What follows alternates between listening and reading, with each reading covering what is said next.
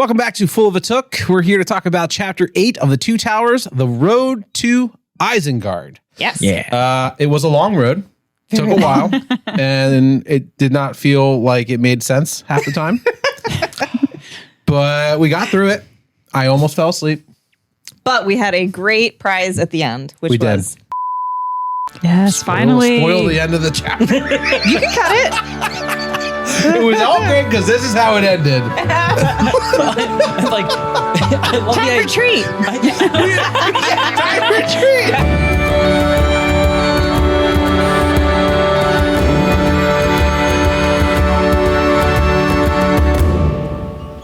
Last episode, King Theoden and his men, and Gandalf, Aragorn, Legolas, and Gimli traveled toward Isengard. On the second day, a rider approached them with a warning to retreat back to Edoras because Saruman's forces drove back the Rohirrim. The surviving men had fled to Helm's Deep. Once the hosts arrived at Helm's Deep, they didn't have long to prepare before the enemy attacked. The battle wore on through the night, and the forces of Saruman broke through a tunnel in the wall and attacked from behind, but were quickly slain by Gimli. Then the enemy attacked them with fire, and Theoden began to lose his faith in his men and the fortress and declared they ride out at sunrise into the enemy and meet their end in a way worthy of song. At dawn, they rode out and pushed the enemy from the gates to the sound of trumpets. In confusion and fear, the enemy fell back and found themselves surrounded by a forest that hadn't been there before. They tried to escape both men and trees, but found their demise in Erkenbrand and Gandalf and 1,000 men from the west. Saruman's forces were either captured, slain, or lost in the shadow of the trees, never to be seen again. Fuck yeah. Yes. That's Helm's Deep in about 45 seconds. Yo! Good fucking job. Thanks. Honestly, amazing. Thank you. Going into Chapter 8 from Helm's Deep, those are big shoes to fill. Mm-hmm. You know? Yeah. Like, this was a very epic... Especially it ends on just such a crazy note, too. Mm-hmm. So kicking off into Chapter 8, I'm sort of like, well, where do we go from here? Yeah. You better be good. Well, No. No. I hope you Can't like... follow up every amazing chapter with another amazing chapter, as it turns out. You know what it felt like? It reminded me of the chapter after the Council of Elrond. Both ring Tolkien goes and south. us needed to catch our breath. The That's ring how I goes felt. south. Yeah. Well, that's what... Because it feels like you're coming out of this crazy epic chapter, and the only way Tolkien seemingly knows how to follow up epic chapters is by sending people on a quest. Put them on the road and let things happen to them. It's a travel chapter. It's a travel chapter. But is that not so much better than, okay, they hung out and caught their breath? And Right. you know what I mean? Like it's we're going right back into the action. Yeah. It's nothing is as cool as Helm's Deep. Yeah. It's Yeah. it's like the Moria chapter, the Bridge of Khazad-dûm. Like Yeah. this is a great book. The first half of the Two Towers is a great book. But Helm's Deep is the fucking best part. But it usually starts with them like later, like there's a time skip of like it's a week later, they're ready to go. Hardly ever does it like pick up where the last chapter actually ended, like in actual time. That's not usually the case. A lot of what we experience in the Fellowship of the Ring follows that, but we are once again right in the action. This chapter picks up in the same breath that the last chapter ended.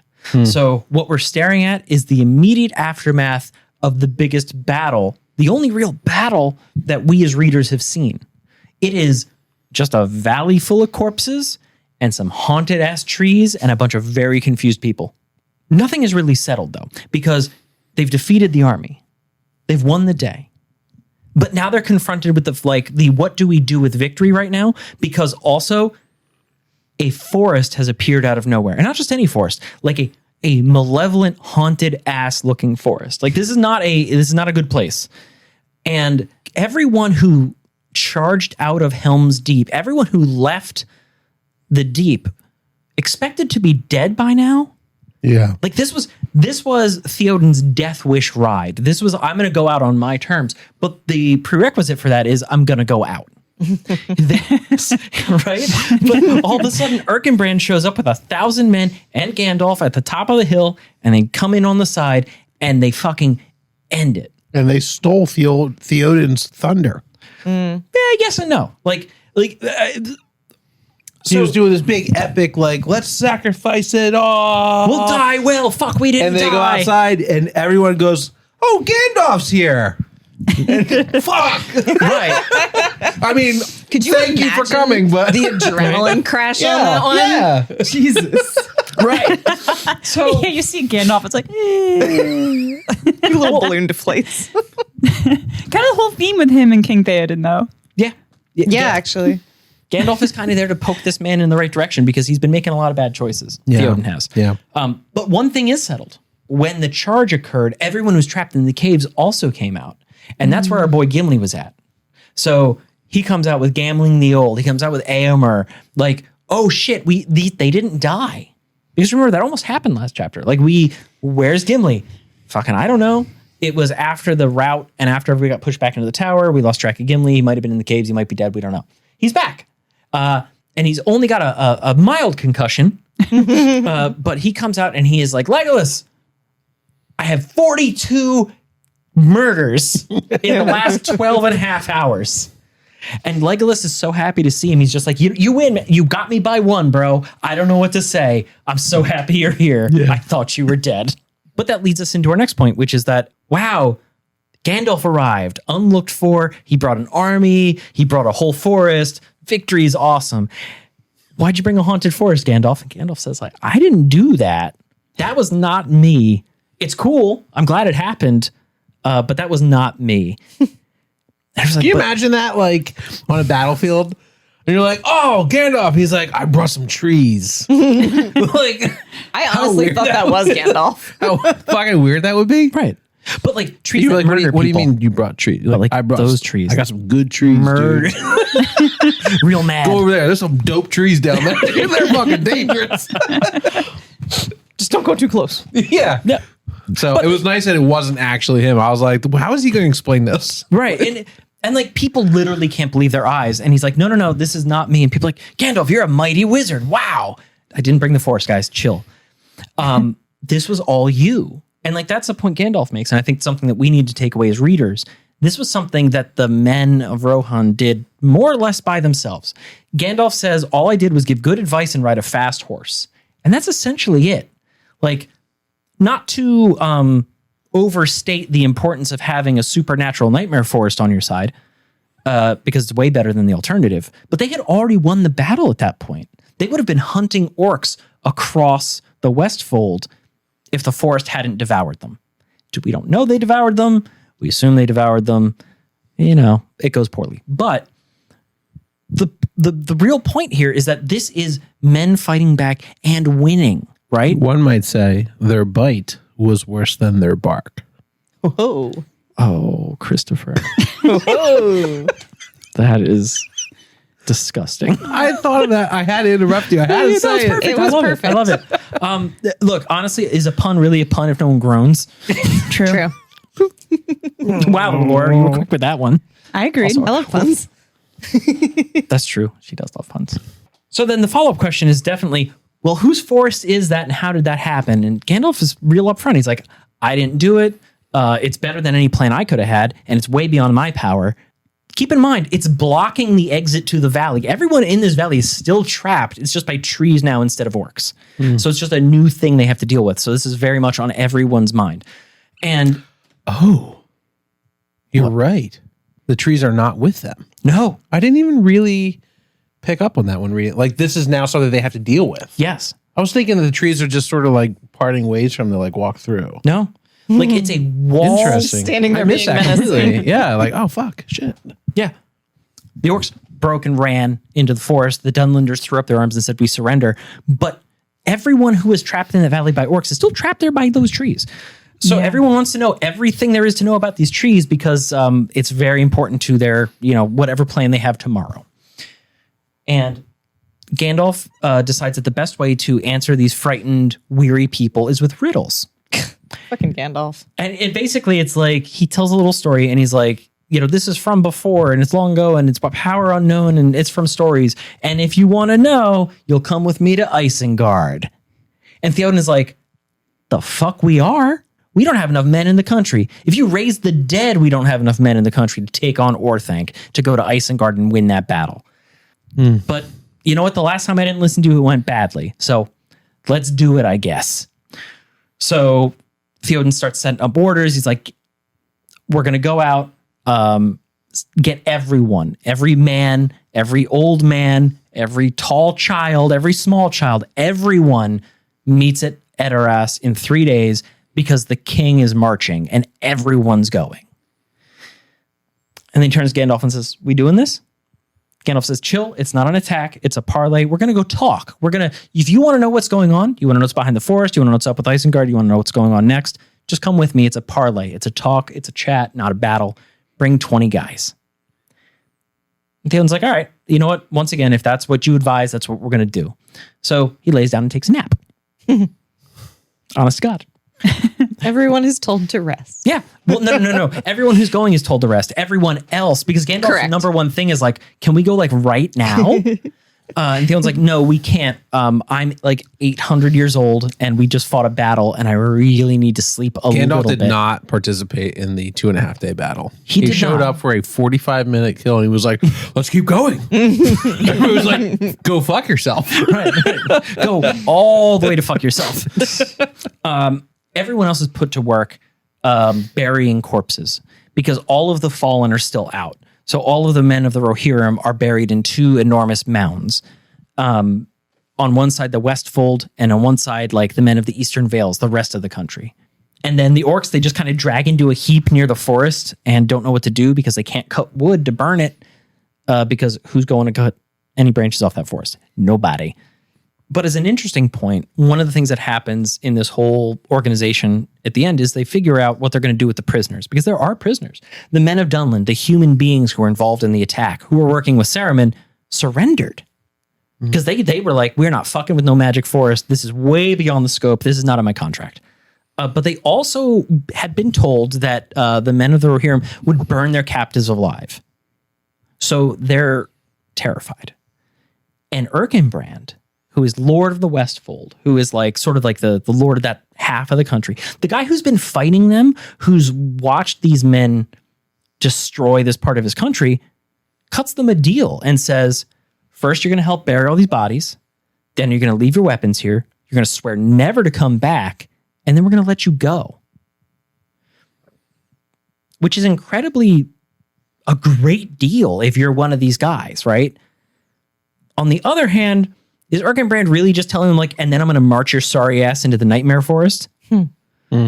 Like, so like, Also a pretty shit deal for the people that like live one town over. And like an army of fucking shitheads is going to roll in looking for weapons and being like, yeah. Well, that's the thing, right? Like you can release a whole bunch of war criminals to walk 45 miles home. How many are going to make it? I don't know. Is it none? It might be none. But they don't really go into that because at the end of nap time, Gandalf says, everybody get up, we're leaving. The forest is ahead of them. They are surprised to see that the road into the valley with the stream, the way they came in, is clear. The trees are everywhere else from valley side to valley side. It's a solid wall of malevolent nightmare trees. But directly down the middle is this road of relatively clear space. And nobody's really excited to go down there, but Gandalf says it'll be fine. And off he goes, so everybody goes with him. It's about 20 guys, plus Theoden, plus Legolas, Gimli, Aragorn, and Gandalf. Not a lot of folks. And like they go into this forest, and Legolas is like kind of losing his mind a little bit because these trees are talking. He doesn't know what they're saying, but he knows they're talking. And they're angry. And it's like they are pulsing with malevolence and anger. And everybody else is just sticking to the road and just trying to, hoping for the best, following Gandalf's lead. So they go into the woods, and Legolas is talking about like, oh, it's Fanghorn. Like, that's where these trees are from. This is wild. Gimli's like, yeah, that's fucking crazy, bro. I would not go in there. But you know what these guys are sitting on? They're sitting on like the 8th wonder of the world. They have these caves at the back of Helm's Deep that are a natural wonder. And like dwarves would pay no shit solid gold to just come look at. And Gimli spends 2.5 pages describing how gorgeous these caverns are, like with like gems in the walls and veins of precious metal and like dripping stalactites and stalagmites and like clear pools and sandy floors and like the amazing effects of the light and the shadow and all this stuff. And he's in love with this cavern. Like, he thinks this is amazing. And Legolas is like, yeah, you know what? You say people would pay gold to get in? I would pay double to get out. I'd pay double to stay out. Are you nuts? And they have this whole like back and forth because Gimli is like also very unhappy that they're riding through the middle of these like crazy trees. And Legolas is trying to tell him like, no, this is not crazy. This is wildly interesting. Like, these trees are a thing which we have never seen before. I'm an elf. I'm a wood elf. This is new. This is cool. Imagine being an immortal being and finding something new. You're going to want to explore it. Yeah. But instead he's on a pony with a super excitable dwarf and they're going somewhere else. And to kind of end their little back and forth, because neither of them can really agree on the natural beauty of either haunted forests or glittering caverns, Legolas suggests that if they both survive whatever comes, if they both make it, Gimli, if you come to Fanghorn with me, I will come to the caverns with you. And Gimli's like, not my favorite way home, but I'll take that deal. And honestly, I read that and I was like, you're going to go to a haunted murder forest to show this guy Some pretty rocks. Like, that's not a fair deal. Right? That's not it. And as they finish this conversation, they ride out of the valley. And they're back at the road leading into the mouth of the valley. So that means the entire distance from the mouth of the valley all the way almost to the goddamn end of it is packed with horrifying trees. The trees are whispering. The trees are like reaching. It's bad. But they emerge from the forest and Legolas turns around and it's like, Jesus God, it's got eyes. And everybody looks. And wouldn't you know, the trees do have eyes. The hills have eyes. The trees have no. I was thinking the same thing, dude. So all of a sudden, they're all looking at the forest and a couple of Ents walk out of the woods. Now, nobody here has seen an Ent. It's just 12-foot tall tree man coming at them out of the haunted forest they just passed through. Everybody is justifiably upset. Gandalf says, keep your weapons away and we'll be fine. They don't want anything to do with us. And they don't. They're literally tree shepherds. That's what Ents are. They are the tree shepherds. And in this moment, these Ents come out of the tree line and they're kind of like dressing things up and like making sure everything's where it needs to be. And they ignore the men. They ignore the riders. They ignore everything that's not them in the trees. And then they just kind of disappear back into the forest. And everybody has to sit with that for a second. And Theoden is like, what in the fuck is going on? Because he's an old man. This is his kingdom. He knows this place. But suddenly stuff out of legend is coming to him. And he is just like, he's agog. He's like, what? And, you know, Gandalf has a real quick moment with him, which Sorry is to like, pause. I'm so sorry to interrupt. Did you say he's a gog? agog. Les I Mis. am a gog. I am a gas. I knew you would get that. And love it That's the only time I've ever heard that word ever used in Les Mis. Once again, we come back to Les Mis. Where do you stand on Les Mis? She loves it. But she's a Phantom girl more than a Les Mis girl. Yeah, I'm more of an emo Broadway. Like my top two favorite musicals of all time is Phantom of the Opera and Sweeney Todd. Do you remember when we went to go see Les Mis in the bathroom? Oh no. And And you pissed off an entire men's room of fucking people who had paid hundreds and hundreds of dollars to see Les Mis. look, those revolutions were gonna fail. It's history, man. It's history. You were at the urinal next to me. We all went to see Les Mis. And Pat's at the urinal next to me, talking shit on the rebellion. And he was like, they deserve to fail. Oh, no. They were disorganized and they had a terrible plan. It was. And the amount of side eye down the wall of all the people that Pat doesn't slowly notice turned these their things. head and looked at us at the intermission break. I'll never forget that. It was very funny. That was the most uncomfortable I've ever been In a bathroom in a bathroom full of men Full of men. staring. Yeah. There's a rule. Nobody looks at anybody in the bathroom. And everyone looked at Pat. What can I say? He was like, fucking idiots, and then flushed. God damn it. Pat's oblivious.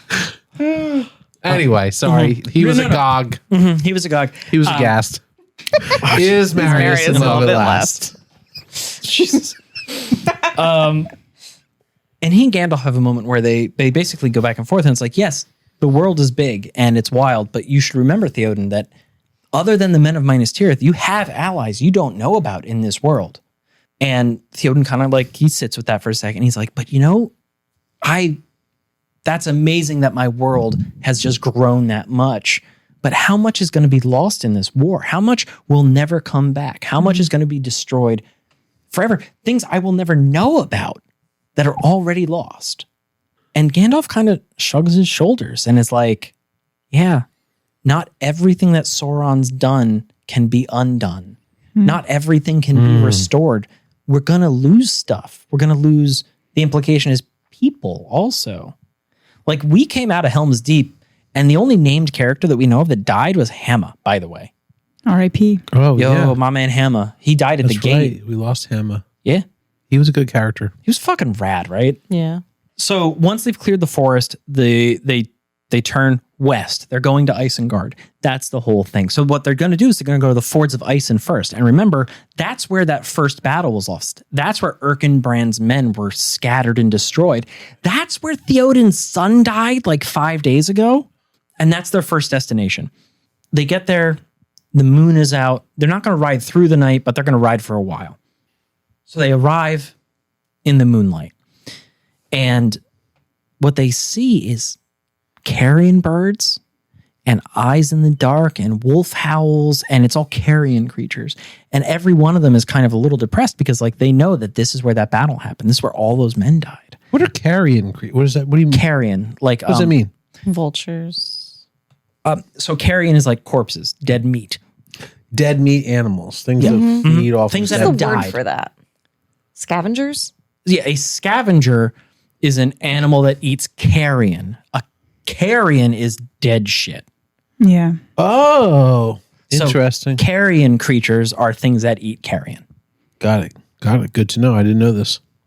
Oh, good for something. But again, it's Gandalf kind of looks around. It's like, no, these are for the orcs. These are for the orcs. These are not for men. And it's like, well, how do you know that? They ride through the ford, and lo and behold, some of the survivors have actually buried all of the fallen men of Rohan, but like in the middle of the ford on a little island, which is a weird place, I think, to put anybody, because when I think about good places and safe places to put corpses, fresh water is not one of them. Somebody's going to drink that and die. It's going to happen. God, Jesus Christ. Right. Well, all right. Fuck me and my public health education. What do you know? So this is a battle. This is not up to code. Right. Well, it's true. So, but this is a battlefield and a graveyard. And also, the river is dry. That's not normal. This is like a whole ass river, and it is nothing but dry stones.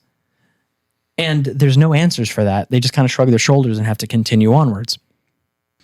At about midnight, they come to the opening of the valley where Orthanc is. This is the Valley of the Wizard. This is Saruman's home. And Theoden is like, I'm out. It is midnight. I am old, man.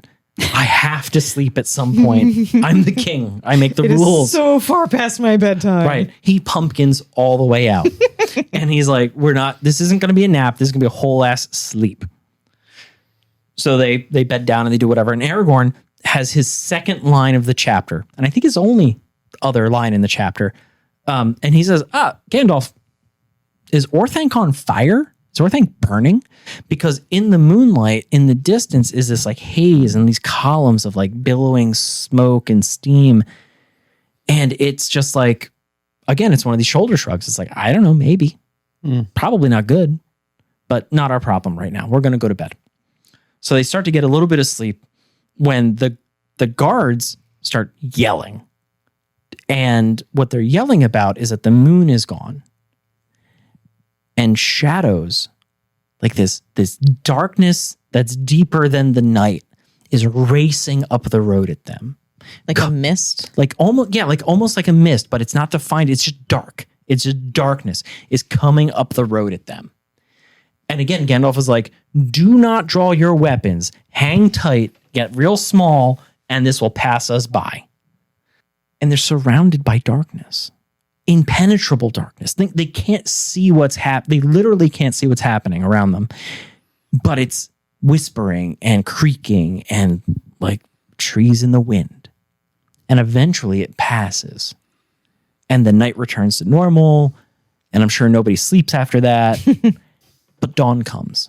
And when they look around at dawn, the ground around them is all churned up like a herd of animals has been by. I don't know about you, but it sounds to me like trees, right? and they have to take that in stride. They just kind of look at that like, well, I guess we're going to keep going towards Orthanc. And everyone who's name we don't know right now, the other 20 guys are going, we signed up for the wrong fucking job. Yeah. This is bad. It's like 7 of them was like, who's this Orthanc we're going to see? Right. So at dawn, they come into the Wizard's Vale. They're going towards Orthanc. They're going towards Isengard. And once upon a time, this was a green place. It's a nice sheltered valley, trees, orchards. People lived there. It was a nice place. Then Saruman moved in, and he basically cut everything down. And it's brambles. It's a nightmare. It's a literal wasteland. It's a land which is wasted. Nothing productive happening. There's like some farms where slaves of Saruman work, but like that's it.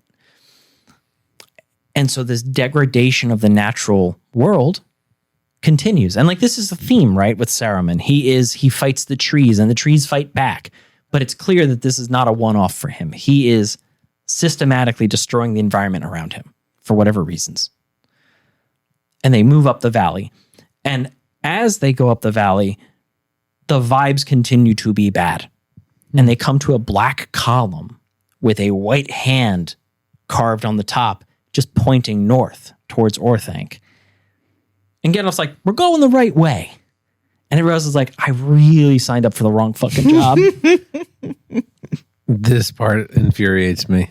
This disembodied hand just pointing. I want to talk about this in the discussion because it makes no fucking sense that there would be like a Disney World theme park guide sign in the middle. Well, I took it as a different way. It's like he's so obsessed with Sauron. Like Sauron's an eye in a tower. He had to make a hand in a tower. It's just like a foreboding body part floating in the air. Like if you were a megalomaniac with all the resources in the world, wouldn't you put like weird shit everywhere? In case you are lost, it is this way. Oh my God. Like, it's better than a tongue. Just like if it was worm tongue, it'd just be a great tongue. Just like a flag flapping in the wind. Yeah. Ew. Ew. But it truly was the spaghetti noodle worm. Spagata. Just hanging down. Remember we were talking about that? Oh, yeah.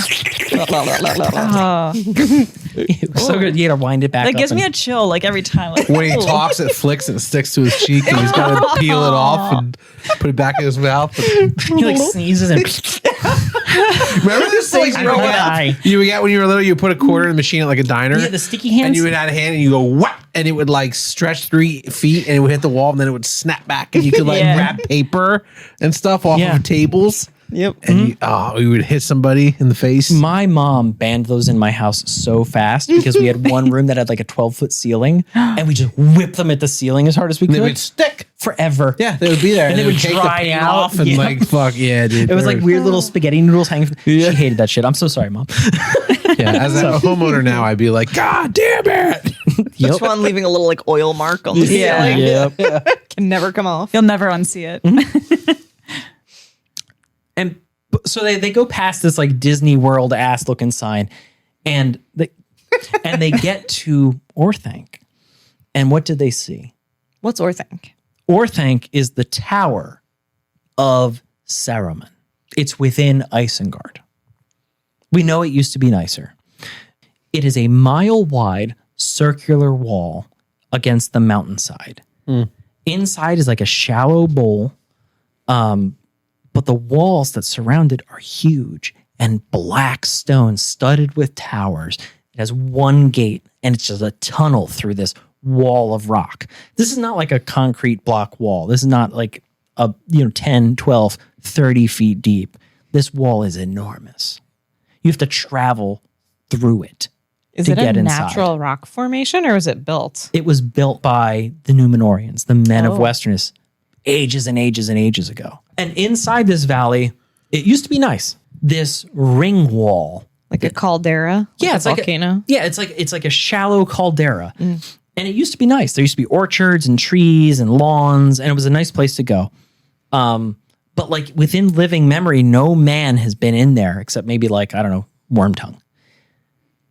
And in that time, Saruman has cut all the trees. He's gotten rid of all the grass. He's paved roads in there.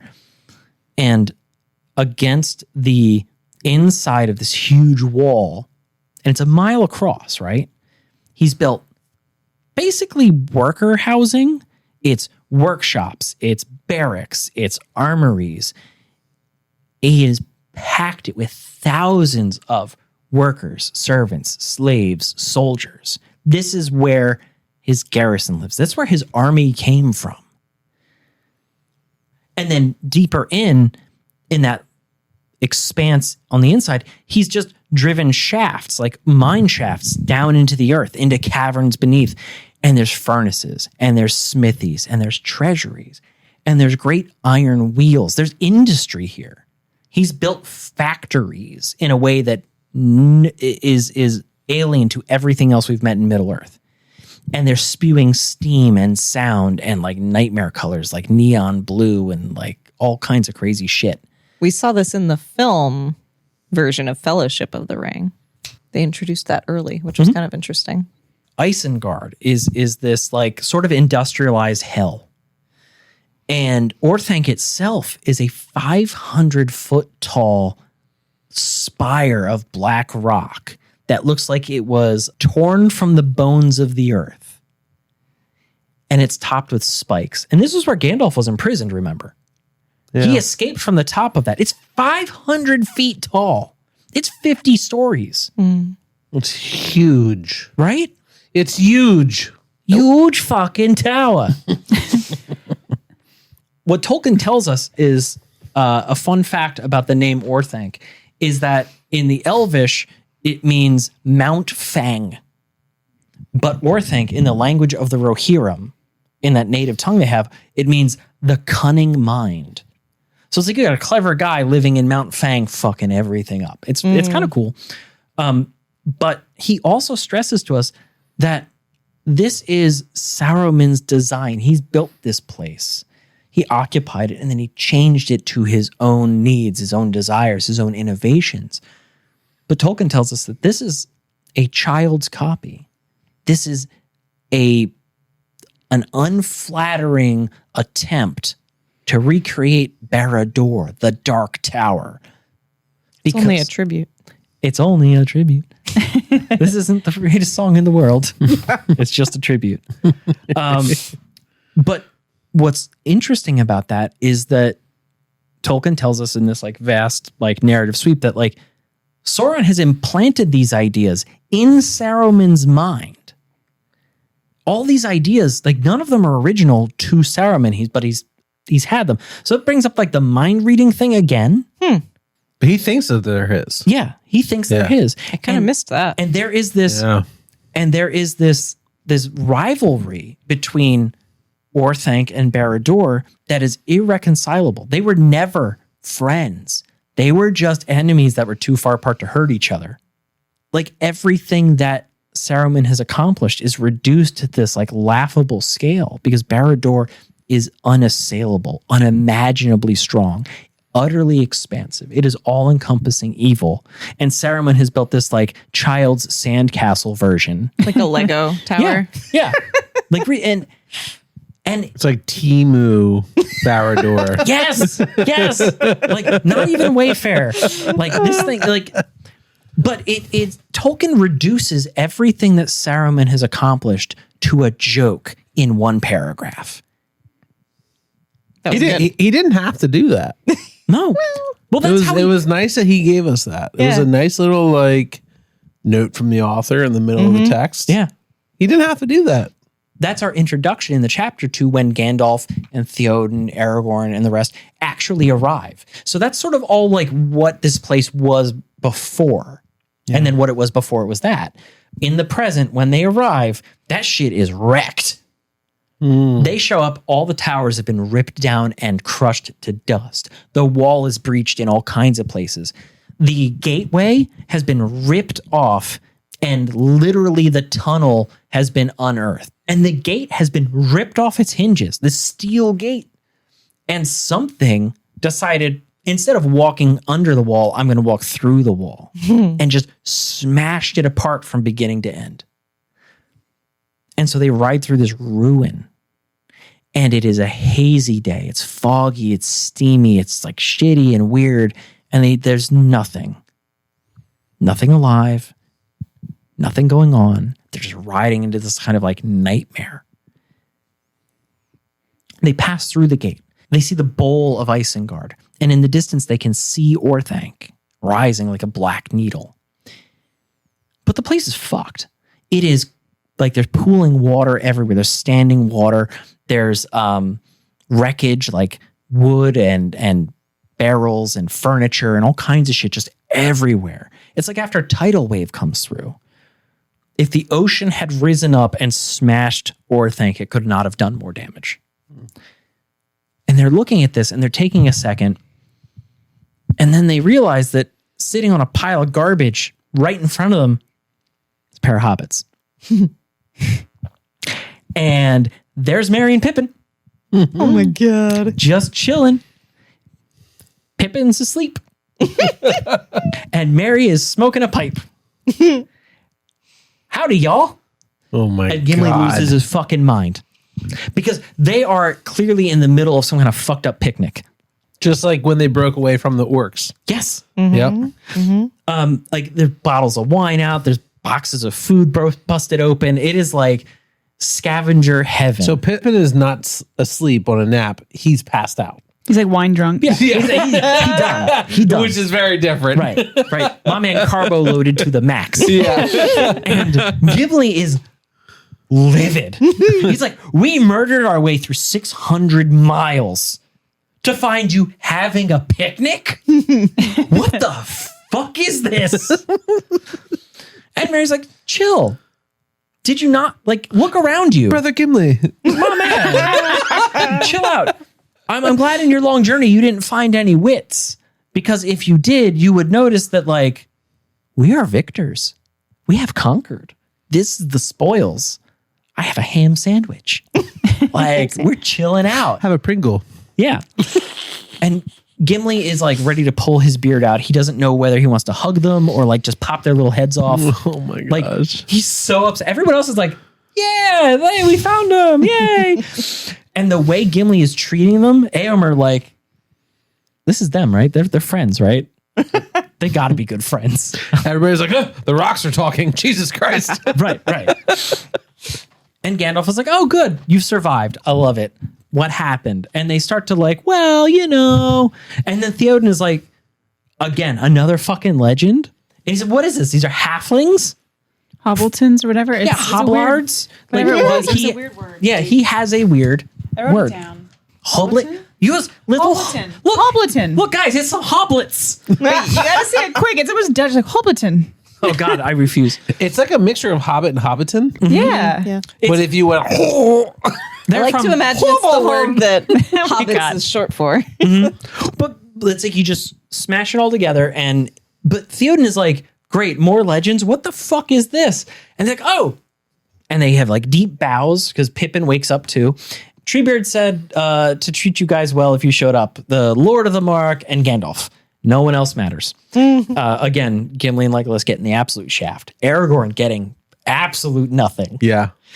And like it's full of deep bows and kingly, how are you? And all this other shit. And then the hobbits are like, but you know what's super wild about this? Is that you even know what a hobbit is to be amazed that we're alive and here. We haven't met anybody who knows what the fuck we are. And like, to be fair, you've really mostly talked to monsters. Yeah. And so before they can really get into this back and forth about why pipe smoking is so super fucking cool, Gandalf was like, guys, where's Treebeard? And Merry is like, oh, wait, I had a thing for this. Treebeard said to say that if Gandalf and Theoden showed up, that they could find him at the North Wall where the good water is. And Gandalf's like, well, thank fucking God we got to that. And like off they go. And like the chapter ends with Pippin going, man, Theoden was kind of cool, right? And that's it. That's for the fucking end scene. Back to the hobbits. It's a really weird conclusion to the chapter because truly it's the most anticlimactic ending to a chapter possible. It's like we just beat Helm's Deep and now we're going to the gates of our current enemy and everyone's like, oh fuck, we're gonna die. This is crazy. And we get there and we missed it. Yeah. Whatever happened, we missed it. But you're left with this like super positive feeling of like Merry and Pippin. Yeah. Yes. And these two fuckers are just hanging out eating. They're like, what's up, guys? Yeah. Welcome. You missed it. Exactly. Like, smoking. And Gimli's like, where the fuck did you get the weed? You motherfuckers. I actually love that. Like, he was upset about the weed, and Legolas, like a man after my own heart, was like, how did you get wine? Yeah. They're sitting there eating, smoking weed, drinking wine. And Mary I love him in this moment because clearly some distinguished people have ridden up. Mm-hmm. And he's like, oh, was I supposed to tell you something? Let me think about it. Like just being like a little high drunk dickhead. It's so fun. We're just instantly back to Fellowship where Yeah. the hobbits are just fucking around being little idiots. Yeah, and he's just I can picture Mary being like, "Oh, what's that? Did you want something?" Like just fucking with them. It's so fun. I'm so happy the hobbits are back. We needed them. Yeah. Yeah. And then it's so great when everybody leaves and Pippin's like, "They seem cool."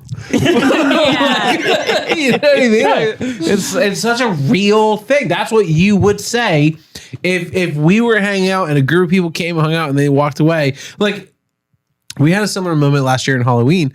Last year was the first year in our house that we did not do Halloween trick-or-treating inside.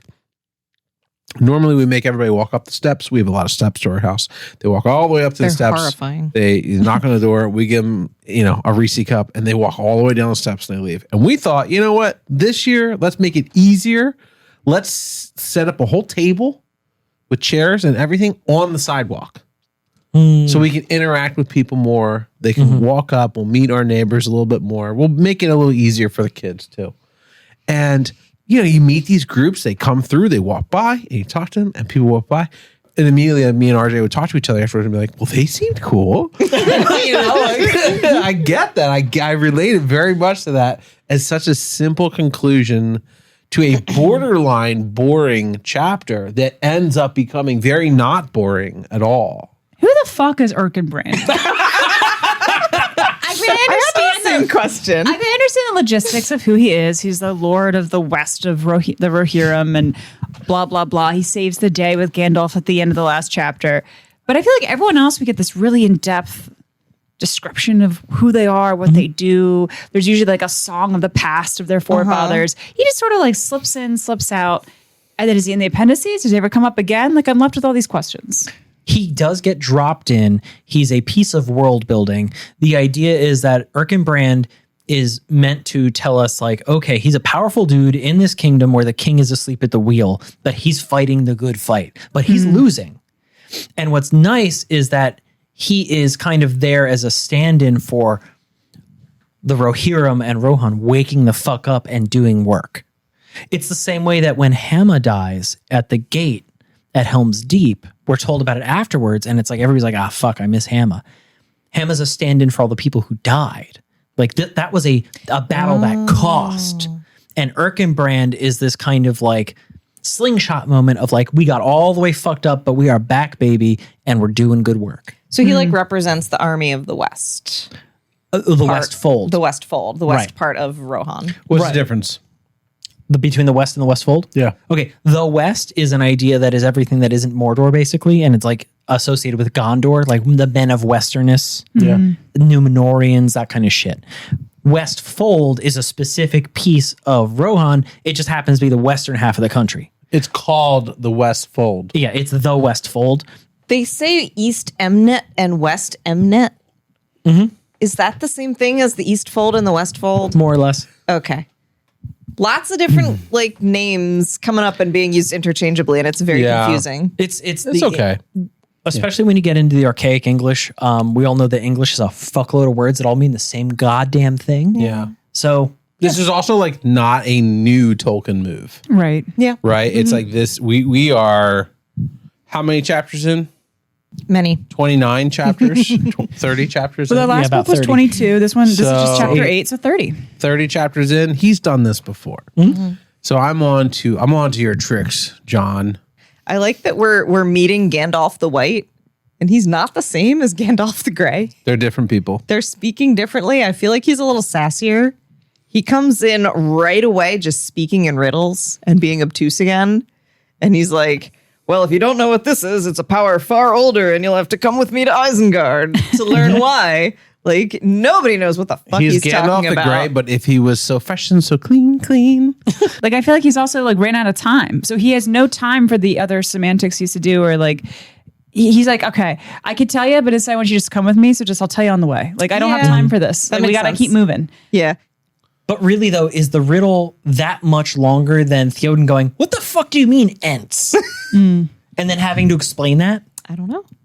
At least he gets to be clever. Yeah. He This gets is- to feel good about it. It's just like if we went hiking and we came across an 18-foot tall shoe. And I was like, oh, well, this is the family that lives in the shoe. So we're in York, PA. You were There's a real shoe house. Oh my God. What? My parents took me to it. We actually Did it you was a have museum. your moment where you were like, this is a like real thing. Theoden's moment where you're like, this is of legends? Is that where they keep the 13th Leeds child? Well, the worst Yeah. thing is, I was No, like, that's is, in New Jersey. I was like, is this where the story came from? And they're like, no, someone just liked the story and they built a house that looked like a shoe and they lived in it. And then that's the museum. And I remember being a child, like, why the fuck are we here? How does that story go? There was an old bitch who lived in the shoe. There was an old lady I who lived don't in a think that's shoe. it. She had so many children, she didn't know what to do. What's next? I don't know. So she put him to work, That's the important part. sent him to the mines. sold him to Raytheon. So they all are working at Microsoft now. That's all right. So you're in the forest, you come up to a shoe. Yeah, I don't remember what happened, but anyway, I just think that's how I kind of view what happened. You know? Yeah.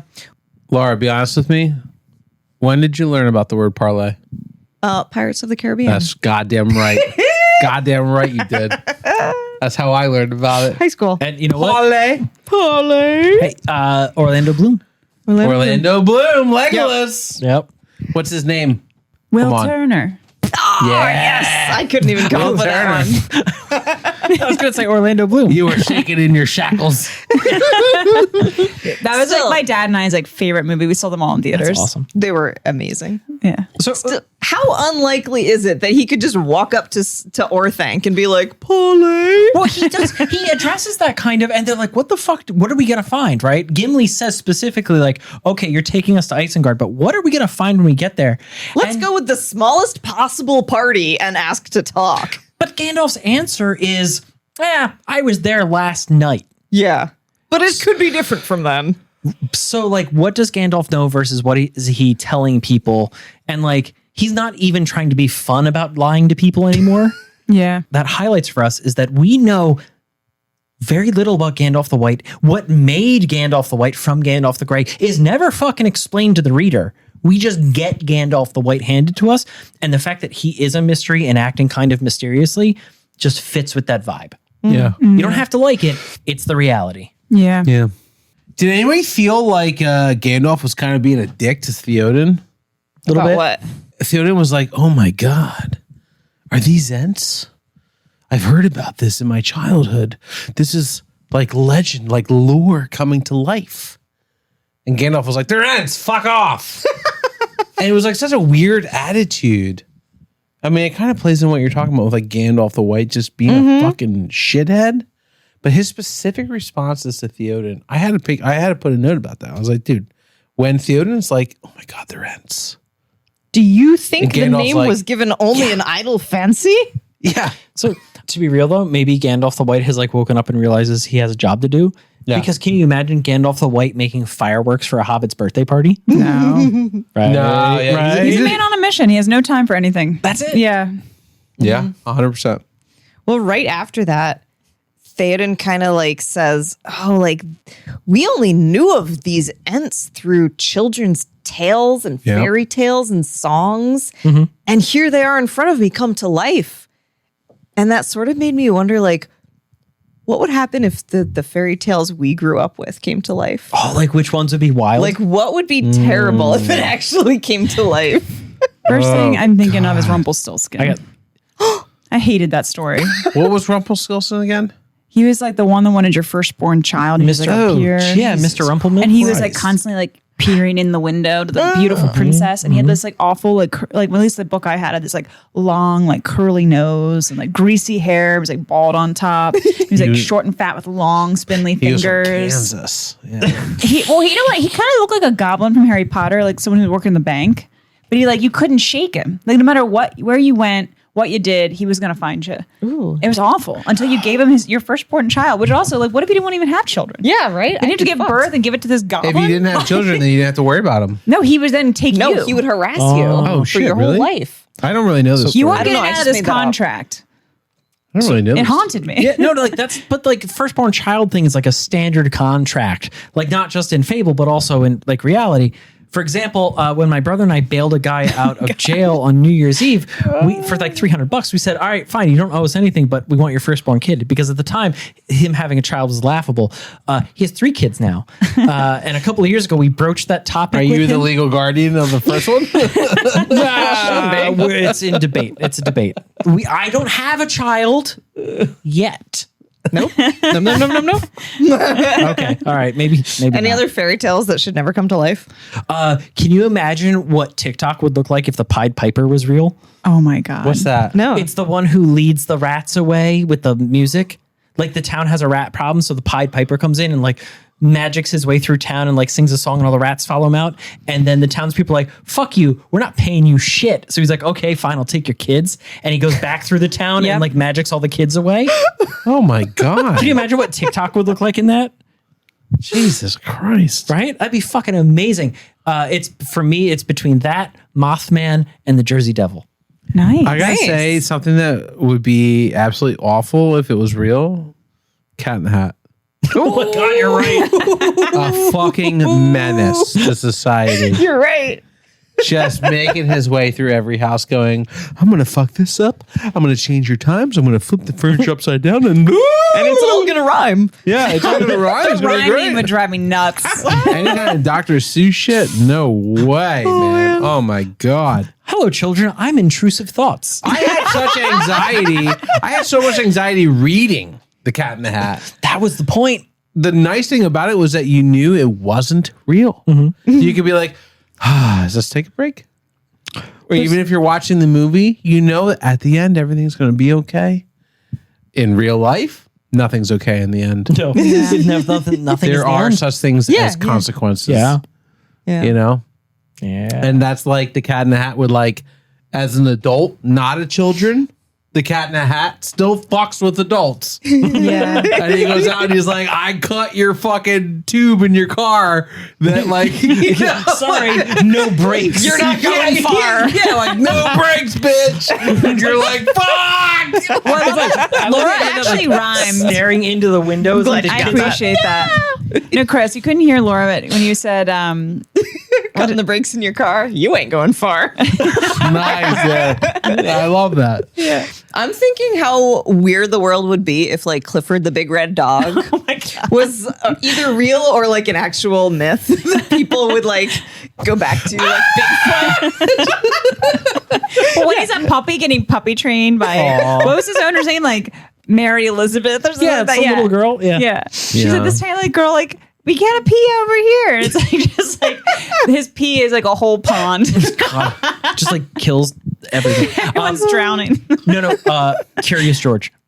Oh, he That's don't the be a beginning menace. of Planet of the Apes. Wait a minute. With his friend Wait, with a ready? yellow The hat. man in the yellow I got one. hat. I got a really good one. The Bible.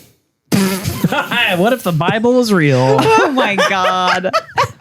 All I gotta say, Lot and his wives. Lot and his what? Don't look it up, kids. Oh, Jesus. Oh, that took a weird turn. Did it? Gandalf says something that's really funny to me. It's they're like, what's going on with Isengard? And he's like, I don't know. Saruman's up to some shit. We'll see you tomorrow. Right.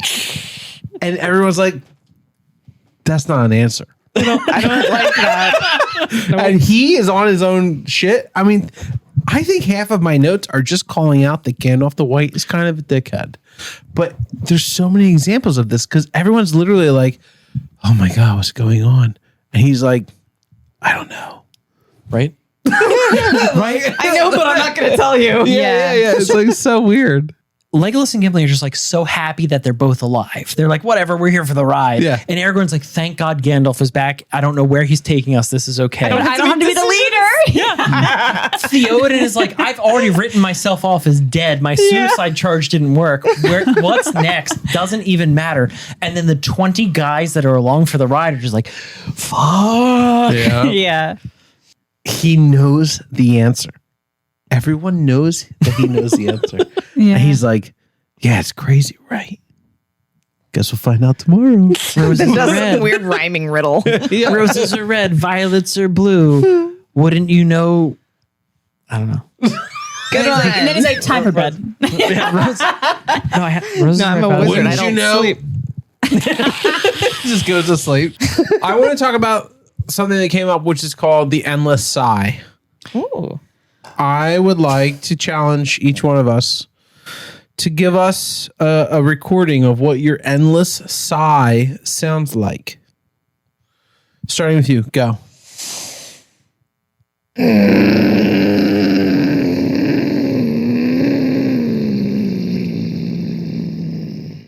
I said I'd take the trash out after dinner. Damn, Laura. It was more of a growl, but whatever. That was a fucking terrible sigh. It's my frustration Is sigh. that how you sigh? Sometimes. Jesus Christ. All right, Robbie, you're up. That was your endless? I'm like Gandalf. I don't have time for this. Oh my God. You don't even have time for the podcast. I don't have time for an endless sigh. I got shit to do. She's got shit to do, shit to talk about. She got smut to read. Mine is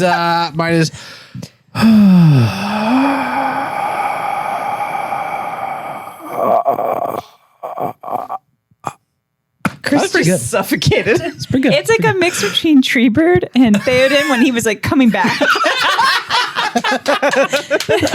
Just these three oldest things in Middle Earth are Treebeard, Theoden, and Chris. all right, Patty, what do you got? Jesus Christ. It goes on for a minute, but I'm sorry, I didn't mean to laugh. it's okay. It's just me taking the Lord's name in vain. Dude, the endless sigh. As soon as I read that in my head, I was like, what does an endless sigh sound like? Who did the endless sigh? I missed that phrase. An endless sigh In the sounds chapter. like an antiquated sex term. I was a little confused when this black mist passed over them. I could not figure out what it was supposed to be.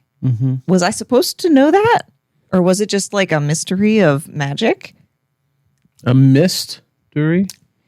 Nice. So, RJ, do you have any? Wasn't it the Ents? It was? Yeah. How? What wasn't the answer? They're It was the horns. trees. What? Because they're not rooted, they're walking on their roots and shit. And every time we see this dark forest of like semi-wakeful trees, it's dark. Is it implied because they have so many like leaves they're blotting out the sun? Well, I mean, in Tolkien's writing, we've also seen that like just being magical, you can blot out the sun if you want. You can affect that. You can become literal darkness. Oh, also kind of like the Rangers, they can become like shadow. That's a good point. Yeah. So like the fact that he is just like kind of like hand waving away to where it's like a forest is going to pass you, a living, walking, running forest is going to go past you. It's going to be scary as fuck. And in horror, a lot of it is not what the monster is, but in how it affects people, right? Yeah. Everyone's terrified. And the light in which you see it. Yeah. Yeah. So is the darkness not more at least engaging and interesting as a reader than him describing like a whole bunch of trees like running on the roots all the way through? The orcs' bodies were removed from Helm's Deep at the same time that the forest disappeared. Did the forest bring the bodies back to Isengard?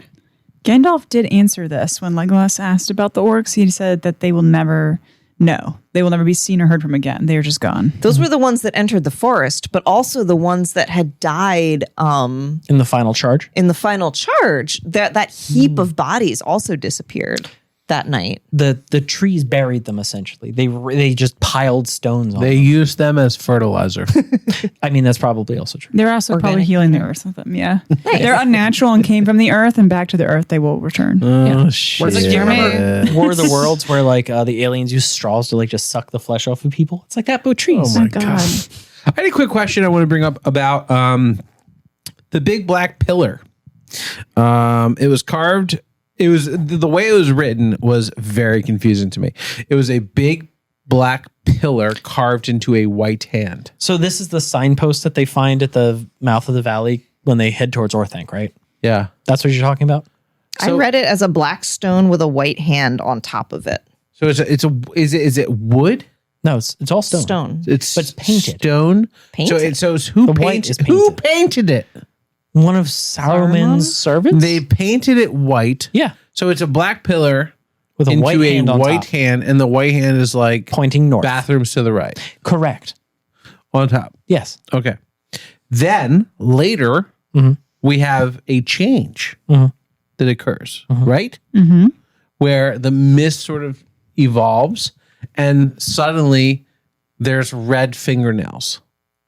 Well, it says it was stained with dried blood. Yeah, the whole thing. The nails were red. It does specify. It specifically says the fingernails turned red. But, so what we're talking about is that the I don't the white understand what's hand, going on here. It's symbolic of violence and everything, because what you're talking about is two separate instances where we're presented with Saruman raising his symbol up, which is the white hand on a black field. So it's a black pillar I didn't think with of a that. white hand. The white hand of Saruman. And then the next, so that's You the signpost. legitimately didn't think of that? No, not Oh my God, fucking at woman. all.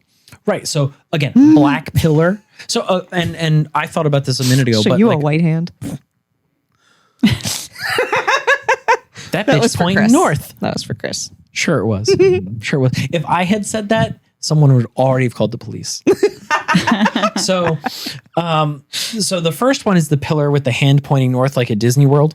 And then the second one is like, what is it? Banner, right? It's a separate thing. Yeah, it's a it's second. two- It's the same No, it's thing. the same one. Isn't It it? says It's now. I thought it was have it presented open. as the same thing. It's the It same is. thing, Chris. Is it? You're I thought- right. I thought it was It the says, second. now Gandalf rode to the great pillar of the hand and passed it. And as he did so, the riders saw to their wonder that the hand appeared no longer white. It was now stained as with dry blood, and looking closer, they perceived that its nails were red. It's got red nails. Yeah. Not that there's blood all over the hand. The nails are now red. Right. Like it had been scratching at Like something at Nosferatu. flesh. Yeah, it's like it becomes very gothic, and I just felt very confused. Is this happening in real life? Is this a manipulation of the time and space and Is Gandalf physical the White just an manifestation? asshole? Like, what's going on? Why does this black pillar with a bathrooms to the right sign, white painted hand on it, pointing to the north, suddenly have red nails? I mean, his army was just defeated in battle, in a bloody battle. Yeah. Maybe I it also was like think- symbolic. I also think it's interesting that comes up only after the comparison to the Dark Tower, to Sauron's tower. And now it says this is a joke. And then now that the mist has passed, now it literally looks like a joke. Yeah. Like it's not this beacon It becomes of like white a clown power. hand. Yeah, it's like now it's tainted. I'm like, and so in my mind, I thought, is this something to do with Saruman's power? Is it showing that it's fading, that he lost? Yeah. Or is this I think so. Sauron fucking with him? Being like, you lost, and I'm going to make it obvious. Your beacon of this is my stronghold. Yeah. I'm going to taint it and make it look like this, so no one will be fooled. Well, I like the idea that it's representing the white hand of Saruman, and it's no longer white; it's stained with blood. Yes. So like That is such a great symbol. yeah, for what's I feel happening like in that the story. And I don't know what's about to happen next, but it sounds kind of like Saruman's defeated. Dinosaur. Saruman. Yeah. I have something I want to bring up. You had a lot of somethings you've had to bring up. Tolkien. I'm teasing you. That was sassy. Yeah, that's why I created a podcast for that. What the fuck are you talking about? That's the whole point. I'm teasing you. Oh my god, it's so funny. All This right. is the 5th time in a row you're like, I have something I have to bring up. No, he's right though. Yeah, I am correct. I'm teasing you. I am creating new things to listen to. I am creating fun, interesting moments for the audience to listen to. I'm just teasing. That's how it works. All right, what's your point? I'm creating a 1930s radio show. Flash. One thing that I observed about this chapter that I did not love is that Tolkien is doing a really weird thing with his writing. And he is sort of writing with amnesia. It's something he does every now and then. He's done it probably 2 or 3 chapters of each big book. I don't mean book 1, book 2, book 3, book. I mean big book. Like he did it The once Fellowship. or twice or 3 Fellowship. This is now the first, maybe the second time he's done it in the 2 Towers. We are on this journey with Tolkien, with our characters. We're all on the same journey. He does this thing where he talked about writing about who or what could these little half-sized men things be. What the fuck are you talking about? You mean Theoden? No. No, It's not in regards to Theoden. It's in regards to Tolkien writing. Oh, when he was zero, there's describing- no POV. We're not from anyone's POV. It's just narrator POV. Yeah. Narrator knows what a hobbit is. Narrator knows who all the characters are. But narrator is now telling us we saw these little things that were half the size of men that looked like something. Children. I couldn't tell what. We know what the fuck it is. We know it's a hobbit. Why are you acting like I don't know what a hobbit is? It's this weird thing that Tolkien does like once or twice a book, and he did it in the first book and he's doing it now. I don't appreciate it, and I don't like when he does that. That's my argument. Well, I think in these 2 paragraphs, he's using it as a mechanism to create mystique and tension for the big reveal, which is so rewarding when we realize it's our beloved Merry and Pippin. Because he never says, what is this thing? It says, it looked like a young man or boy. Maybe like a, blah, blah, blah. And it keeps going on this description, which is very vague. It's to put the seed of hope, I think, in the reader's mind of, oh my God, is it Frodo? Is it Sam? Is it Merry? Is it Pippin? Like, obviously, I think with what we're reading, we would assume it's Merry and Pippin first and foremost. But you don't really know. And it kind of leaves it open-ended. Yeah. Well, because he did that to us with the White Rider, right? Yeah. And so that's an example where if the narrative isn't explicitly Like the narrator's if the in on it. if the narrative isn't explicitly acknowledging that that's Merry and Pippin, we as the reader for a couple of paragraphs, a couple of sentences at least are like, what the fuck is going on? Like, what is this them? Are we about to get like a misdirect, a head fake? Like, what is that? Yeah, it does introduce them in a way where they could fake us out and say that it's something else. Yeah. Like a goblin or something. Like Which I think is more smaller. rewarding than being like, and there was Pippin laying, smoking a pipe. You know what I I mean? disagree. It was I think it would Gollum have been wearing more a Pippin rewarding. suit. Oh my God. I think it would have been more Gollum rewarding. in a though. wig. Like E.T. Hello. Especially when Gollum's head turns and there's like a little curly wig.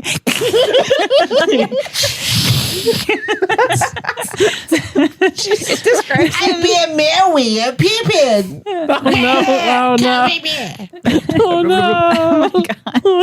He just describes them as 2 small figures lying at their ease, gray clad, hardly to be seen among the stones. Yeah, I wonder who they could be. Well, I don't think it was small How about the 2 small figures that we've been fucking searching for the last 8 That's your chapters? hope.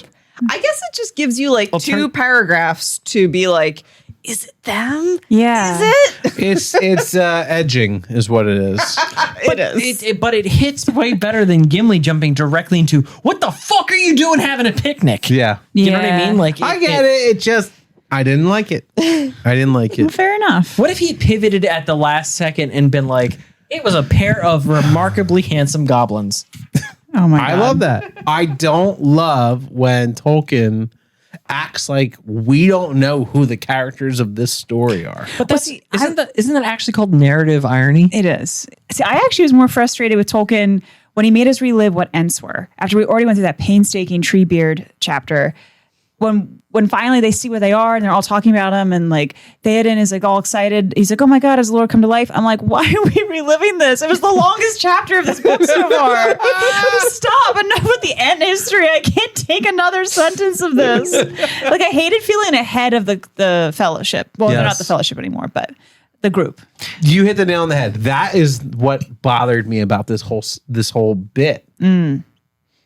Did Merry and Pippin already have an experience in person with Gandalf prior to that moment of rekindling? The last time they saw Gandalf, he got whipped off the edge of a bridge into hell. But did he? Because he said he was in Isengard the night before. Because I have serious issues with Merry and Pippin seeing a dead guy and not freaking out. They're high as fuck. Well, once again, Gandalf said he had been there. Like, that was part of his urgent mission where he left them in Helm's Deep. He was going to get Erkenbrand, but also do stuff in Isengard. Didn't he also talk to Treebeard? I'm afraid what to say because I don't know if I remember something I've read or not. So I'm not going to say anything. Okay. We know that in Fangorn Forest, Gandalf approaches Gimli, Legolas, and Aragorn and says, the hobbits are safe and they're with Treebeard. They're taking the hobbits to Isengard. Right. We know that.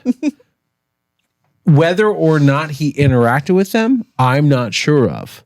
But I did not appreciate the fact that I have not seen this interaction. I have not seen Merry and Pippin interact with Gandalf since Moria. But they're not surprised that he's alive. He fucking rides up and they're like, hello. They do a big bow. Yeah. He's dead. He's fucking dead. Well, clearly, what are you talking about? Well, clearly, we are now behind the group.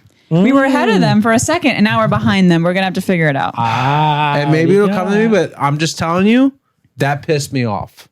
That legitimately pissed me off. That's a good moment though. That's a very real thing to recognize in the narrative. Is like there's a dissonance there. There's a disconnect between 100% the way people who see someone come back from the dead have reacted previously in this book. Found it. Yes, that's Found my it. wife got.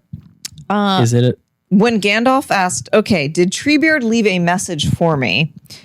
Merry says, well, I was coming to it, but I've been hindered by other questions. I was to say that if the Lord of the Mark and Gandalf will ride to the northern wall, they will find Treebeard there. So somebody has already told him that Gandalf is expected and that he should go to the northern wall. So they clearly know Gandalf's And- alive. They know Gandalf's alive. But let's reverse this for 2 seconds. Okay, ready? You and I go cave exploring with Pat. Spelunking. We go spelunking with Pat.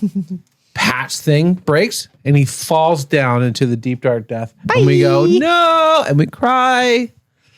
Oh no, Pat.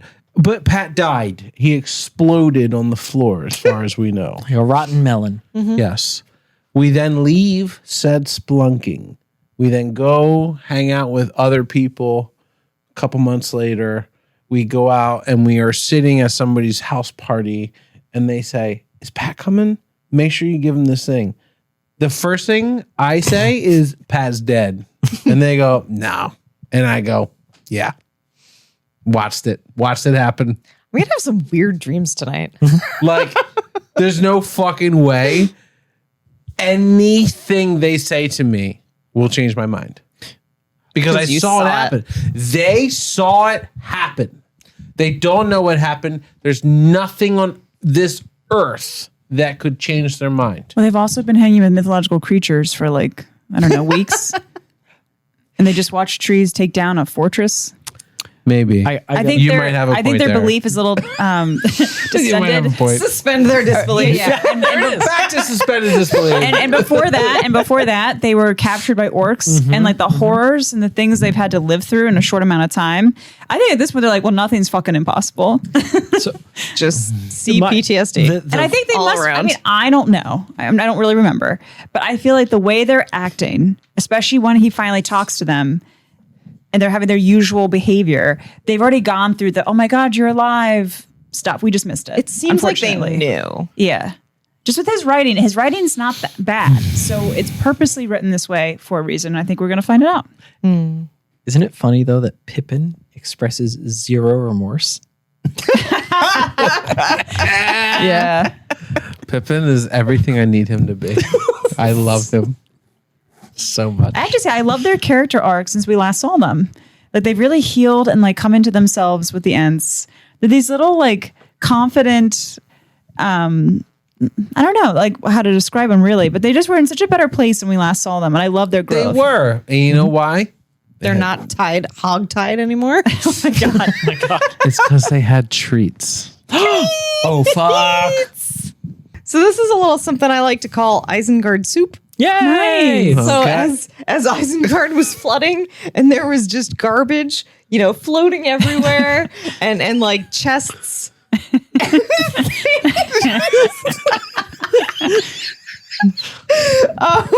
So what we have here is some vegetable soup And to represent the flooding and all of the debris that was floating around Isengard. what is in the vegetable And soup? in the middle, we have an Orthanc made of breadsticks. Nice. It's a bundle of breadsticks that's falling over.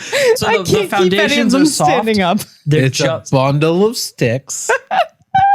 it's a bundle of sticks, and they're just in the middle of In the a middle. bowl of soup. And they are sucking up the soup and falling They're over. gonna be so They're good. going to be delicious. But yeah, Orthanc is falling, unfortunately. How poetic. Yeah. I will. Can't wait to Definitely what try I it. was going dig for. in. Smells these amazing. Are great. These look great. So glad this isn't a gin-based drink. Yeah, right? Got some veggie soup. Lots of veggies floating. It's like a wholesome hobbity meal The soup is really good. that surrounds. I figured I'd had enough of punishing you guys with like the grossness of orc stuff.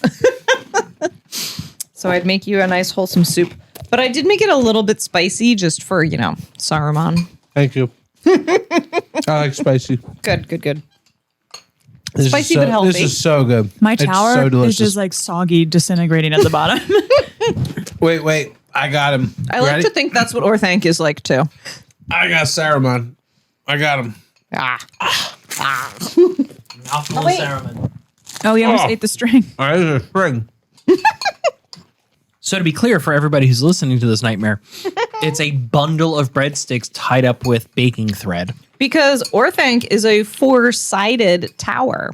So clearly it needed 4 breadsticks. You're not wrong. This is a fantastic food for thought this week. Honestly, very tasty. It's earthy. It's hobbity. It's got soupy Hobbiton Shire vibes, but also the Tower of Orthanc. It's like it kind of, and it works out because like Merry and Pippin in the end. It kind of works perfectly with that. I just wanted like a soup that had stuff floating in it because that was what I envisioned when I saw Yeah, it's a little Isengard. spicy because things are a little spicy in the book right now. It works out perfectly. Well, that's a beautiful wrap on Chapter 8, The Road to Isengard. Thank you so much for tuning in this week, for hanging out with us while we discuss our journey through the Lord of the Rings. Join us next week as we discuss Chapter 9 of the Two Towers, which is called... Flotsam and Jetsam. What is it? Flotsam and Jetsam. Flotsam Which, fun and fact, Jetsam. I read this when I was young. I was like 12 when I first read these books. I always thought it was flotsam. Like I just added an A in there, and tonight I was thinking about the chapter and I was like, oh, it's flotsam. I said it wrong for like 20 years. Just flotsam, I guess. I don't know what flotsam and jetsam means. That's the wildest. That's probably the wildest fucking name of any Tolkien chapter so far. Right? Yeah, it's kind of random. It makes no sense. But honestly, I'm here for it. I don't know what flotsam and jetsam means, but fuck it. Who cares? I haven't really understood what we've been doing or where we're going for anything else, but I've enjoyed it the whole time. So I'm here. There you go. I enjoy it. I'm ready to go. Whatever this weird are these people? Is this land? Are these horses or ponies?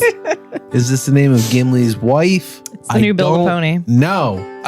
Make sure you subscribe to us and make sure you share this with somebody that you love. I just want to say a like and a share is great. And thank you so much for sharing this around.